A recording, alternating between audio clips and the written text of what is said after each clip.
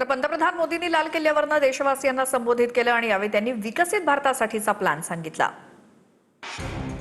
विकसित भारतासाठी पंतप्रधानांची सप्तधारा। पहिली शक्ती उत्पादन क्षेत्र। उत्पादन क्षेत्रात खर्च, गुणवत्ता आणि व्याप्ती महत्त्वाची। गुणवत्तेच्या बाबतीत तडजोड नको, हेच आपलं ब्रँड मूल्य।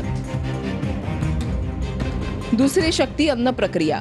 अन्न प्रक्रियेत नवीन मुक्त व्यापार करारांमुळे आपल्याला जागतिक बाजारपेठांमध्ये अधिक चांगली उपलब्धता। तिसरी शक्ती तंत्रज्ञान। तंत्रज्ञानावर अधिक लक्ष केंद्रित करण्याची गरज। चौथी शक्ती कनेक्टिव्हिटी।